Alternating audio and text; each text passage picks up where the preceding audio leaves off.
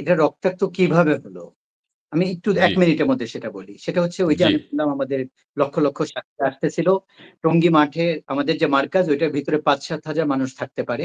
ওই সময় ১৫-২০ হাজার মানুষ চলে আসার কারণে রাস্তার পাশ দিয়ে আমাদের সাথীরা ঘুমিয়েছিল রাতের বেলা। রাস্তার পাশ দিয়ে ওই কামারপাড়া ব্রিজ পর্যন্ত সাথীরা ঘুমন্ত অবস্থায় চলে গেছিল। হঠাৎ করে রাত্রে হঠাৎ করে রাত্রে আ ৩:৩০ টার দিকে ওদিক থেকে ১-১৫০ মানুষ তারা লাঠি, পাথর এবং বিভিন্ন জিনিস নিয়ে আমাদের এই ঘুমন্ত সাথীদের উপর আক্রমণ করে। এবং ওইখানে ১৫-২০ হাজার আচ্ছা। মানুষ থাকতে এবং আমাদের মার্কাজে তারা বা এই হঠাৎ আক্রমণে তারা একদম মানে পুরা একটা ম্যাসাকার অবস্থা ওখানে না, সৃষ্টি হয় এটা আমি এবং আমি আমি আমরা যতটুকু জানি বা অনেকেই হয়তো এইভাবে জানেন যে আপনারা জি, আক্রমণ উল্টা, করেছিলেন ঘুমন্ত উল্টা মানুষদের বলা উপর। হচ্ছে। হ্যাঁ, এটাই তো কথা। আমরা দেখেন আমি একটা কথা বলি। হাসনাত সার্জিস আমাদের এখানে আসলো। তাদের সাথে বসে আমাদের পুরা মে উম একদম ফিক্সড যে ফজরের আগে তারা আমাদেরকে জানাবে অথবা সরকার আমাদেরকে ১১ টায় মাঠ দিচ্ছে। আমরা কেন তাদের উপর আক্রমণ করে আমরা মাঠে ঢুকতে যাব? আমরা কি এত বোকা? আমাদের পুরা প্ল্যান, আমাদের পুরা গেম, আমাদের পুরা সিস্টেম যেটা আমরা গত ৩ মাস থেকে চাচ্ছিলাম যে সরকার আমাদেরকে মাঠ বুঝাইয়া দেক। ওই হুম, হুম। পুরাটার একদম এন্ডে চলে আসছি আমরা। আমরা তো মারামারি কোনদিন করব না তখন। এই জায়গায় উনারা এসে অ্যাটাক করছে এইজন্য যে যাতে করে এটা ভন্ডুল হয়ে যায়, এই ফাইসলাটা যাতে আর না হয়। কারণ ওই আচ্ছা। জায়গায় যেই জায়গায় ৪০-৫০ হাজার মানুষ ওইখানে একটা ঢিল মারলে তো আপনি জানেন ওইখানে কি পরিস্থিতি ঘটবে। এবং হুম, তারপরে যেটা হয় ভাগদৌড়ের মধ্যে তারা আমাদেরকে ধাওয়া করে, আমরা তাদেরকে ধাওয়া করি আমাদের সাথীরা এবং তারপরে ওই মাঠের মধ্যে যায় ওই জায়গায় তারা আগের থেকেই এটার জন্য প্রস্তুত। ওই যে বলল বিভিন্ন ধরনের আমাদের সাথীরা যখন মাঠে ঢুকে ওই জায়গায় তাদেরকে অ্যাটাক করা হয় এবং ওই জায়গায় পরবর্তীতে হুম। বর্ষা পাওয়া যায়। ওই যে মাছ মারার কি বলে ওইগুলাকে? এরকম লম্বা, হ্যাঁ, লম্বা বর্ষা কিন্তু ওইগুলা অনেক। তারপরে কাঁচি, ধার করা বড়, বড় দা, তারপরে গুলতি, এগুলো সব আগের থেকে। তারপর কেরোসিনের মধ্যে কেরোসিনের মধ্যে দিয়ে আগুন লাগায় ওগুলাও মারা হইছে আমাদের সাথীদের উপরে এবং বিভিন্নভাবে উস্কানিমূলক করে যাতে করে এটা অ্যাটাক হয়ে যায়। এটা প্ল্যান ছিল আচ্ছা। তাদের যাতে আমাদেরকে যে মার দিয়ে দিতেছে এটা যাতে না হয়। এবং তারপরে আল্লাহ মাফ করুক আমাদের ২ জন সাথী ওর মধ্যে শহীদ হলো যেটা আমরা একজনের খোঁজ পেয়েছি, আরেকজন খোঁজ এখনো আমরা পাই নাই। এবং তারা বলতেছে তাদের ২ জন ওইটাও আমরা জানি না যে তাদের ২ জন না কারা। আমার কথা হচ্ছে এটা যে আমাদের তো মাঠে ঢোকার কোনো প্ল্যানই নাই, মাসওয়ারাই নাই, অবস্থাই নাই। আমরা কেন ঢুকবো? আমি আপনাকে একদম আ শর্ট কাট আপনাকে আমি যেটা বলতে চাই, আজকে যদি মাওলানা সাদ সাহেব দামাত বারাকাতুহুম ইন্তেকাল করেন, তাহলে কালকে কি আমরা তবলিগ ছেড়ে দিব? আমরা তো তবলিগ ছাড়বো না। কেন? সাদ সাহেবের পরে নিজামুদ্দিন যে মূল মার্কাজ, সারা বিশ্বে যেই মার্কাজ থেকে তবলিগ প্রতিষ্ঠিত হয়েছে এবং পরিচালিত হয়ে আসছে, সেখানে আবার নতুন যে কেউ আমির হবে আমরা তাকে মানব। সুতরাং সাদ সাহেব তবলিগের একজন অস্থায়ী ব্যক্তি। আজকে যদি উনি না থাকেন কালকে আমরা আরেকজনকে মানব। এই ধারাবাহিকতায় ১০০ বছর ধরে তবলিগ চলে আসছে। তবলিগওয়ালারা আচ্ছা, কোন ব্যক্তির পূজা করে না। আমরা একটা বিষয় ক্লিয়ার হতে চাই। তার মানে কি সাদ সাহেব কি মাওলানা সাদ সাহেব সারা পৃথিবীর তাবলিগ জামাতের আমির এখন আছেন? হ্যাঁ, এটা বাংলাদেশে ২০১৬ তে বা ১৭ শুরুতে যে ইজতেমা হলো, প্রায় ১০০ রাষ্ট্রের মেহমানদের উপস্থিতিতে সেখানে হুম, হুম, জুবায়ের গ্রুপের একজন শুরা সদস্য যিনি বিচারক ছিলেন, ফায়সাল ছিলেন। হুম, তার হুম, হুম, হুম। উপস্থিতিতে তার ফায়সালার মাধ্যমে মাওলানা সাদ সাহেব সারা বিশ্বের জন্য মানি আ সবার অকুণ্ঠ সমর্থনের মাধ্যমে উনি বিশ্ব আমির বলে নির্বাচিত হন।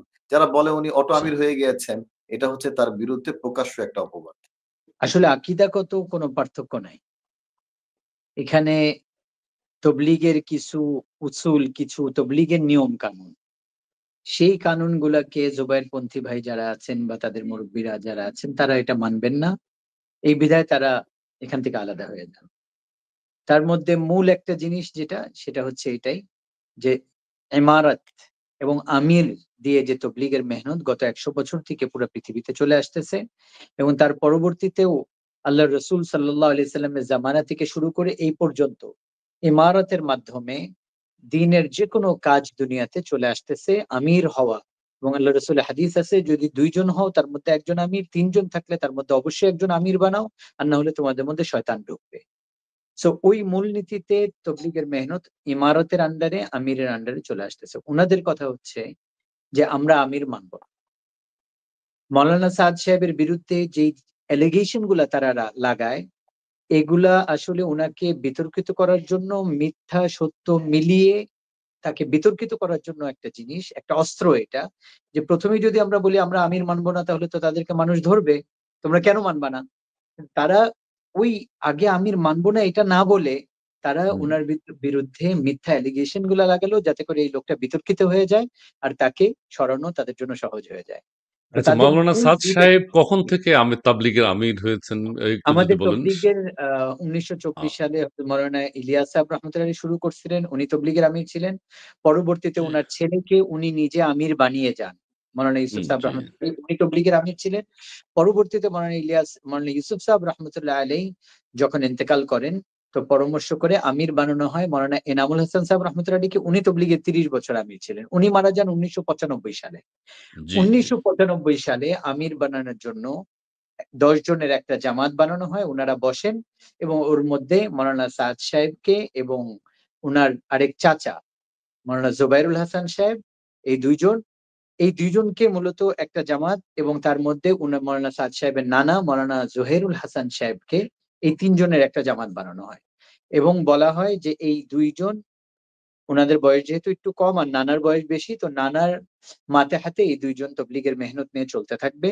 এবং পরবর্তীতে এটা একটা, আচ্ছা ফিলহাল তখন আপাতত এই 3 জনকে দায়িত্ব দেওয়া হয়। এবং উনার নানা যখন ইন্তেকাল করেন, তার পরবর্তী থেকে মৌলানা সাদ সাহেব এই তবলিগের সমস্ত ফয়সলাগুলা, সমস্ত কাজের দায়িত্ব নিজের হাতে নিয়ে নেন। এবং জুবাইরুল হাসান সাহেব দ্বিতীয় আরেকজন যিনি ছিলেন, উনি সবসময় উনার সাথে থাকেন এবং উনার সঙ্গ দেন। আমি ছোটবেলা থেকে 1988 সাল থেকেই বা 87 সাল থেকে নিজামুদ্দিন, আমাদের যে মার্কাজ পুরা পৃথিবীর, ওখানে যাওয়া আসা। এবং আমি ছোটবেলা থেকে 95 এর পরের থেকেও, তারপরে 97 থেকে যখন মাওলানা জহিরুল হাসান সাহেব ইন্তেকাল করলেন, তখন থেকেও খুব কাছের উনাদের নিজামুদ্দিনে যাওয়া, উনাদের মার্কাজে একত্রিত হওয়া, বসা, এগুলোর সাথে জড়িত থাকার কারণে আমি এটা দেখেছি যে সমস্ত ফয়সলাগুলো মাওলানা সাদ সাহেব করতেন আর জুবাইরুল হাসান সাহেব উনার সাথে বসা থাকতেন, উনি সায় দিতেন যে হ্যাঁ আমিও একমত আছি। যার কারণে 97 সালে যখন মাওলানা জহিরুল হাসান সাহেব ইন্তেকাল করলেন, তারপরের থেকে 2014 পর্যন্ত মাওলানা সাদ সাহেব সমস্ত ফয়সলা করে আসছেন, যেমন উনি আমিরই ছিলেন। তারপরে মাওলানা জুবাইরুল হাসান সাহেব যখন ইন্তেকাল করেন, তো একজনই বাকি থাকে ওই যে 3 জনের মধ্যে। তো উনারা এটাই চেয়েছিলেন যে আমির একজনই হবে। এবং যখন ওই মাশওয়ারাটা হয় যে 3 জন, তখন আমার বাবা তবলিগের বাংলাদেশের শুরা, উনি জিজ্ঞাসা করেছিলেন যে, "আপনারা তো বসছিলেন একজন আমির বানানোর জন্য, 3 জন কেন বানালেন?" তো উনারা এটা বলেছিলেন যে, "আমরা 3 জন বানিয়েছি, কিন্তু এটা আপাতত। আর চলতে, চলতে একজনই থেকে যাবে।" মানে উনাদের উদ্দেশ্য ছিল একজনকেই নির্ধারণ করা। কিন্তু যেহেতু ওই সময় একটা পরিস্থিতি ছিল, তো উনারা 3 জনকে দায়িত্ব দিয়েছিলেন। তো 1900 আ 2014 সাল থেকে যখন ইন্তেকাল করেন, মাওলানা সাদ সাহেব নিজে পুরা জিম্মাদারি আগের থেকেও সামলাচ্ছিলেন। ওই সময় উনি এটাকে নিয়ে আগে বাড়তে থাকেন। এই বিভক্তির পর থেকে কাকরাইল মসজিদে যদিও আমাদের সাথে অন্যায্য বন্টনের ভিত্তিতেই আমরা কাকরাইল ব্যবহার করছিলাম। আমরা ২ সপ্তাহ, তারা ৪ সপ্তাহ এবং একটা পাশে সারা বছর। কিন্তু টঙ্গীর এই ঘটনা, যেটা আমি আপনাকে আগেই বলেছি, একটা পরিকল্পিত একটা ঘটনা, যেটার পরে তারা কি দাবি করবে, সারা বাংলাদেশে কি মেসাকার করবে, সব আগে থেকে তাদের পরিকল্পিত ছিল। সেই পরিকল্পনার সূত্র ধরে তারা এখন আওয়াজ যেটা তুলছে, এখন তারা কাকরাইল দখলে রেখেছে। আগামী শুক্রবার থেকে কাকরাইল আমাদের বাড়ি বা আমাদের ব্যবহারের স্বাভাবিক নিয়মে আমাদের ব্যবহারে আসার কথা। কিন্তু ইতিমধ্যে তারা, আপনারা অনলাইনে দেখেছেন, তারা ঘোষণা দিয়েছে কাকরাইল কিয়ামত পর্যন্ত আমাদেরকে দিবে না, টঙ্গীর মাঠে আমাদেরকে ইজতেমা করতে দিবে না। যেটা আমি মনে করি সারা বিশ্বের বুকে বাংলাদেশকে প্রশ্নবিদ্ধ করার একটা ষড়যন্ত্র।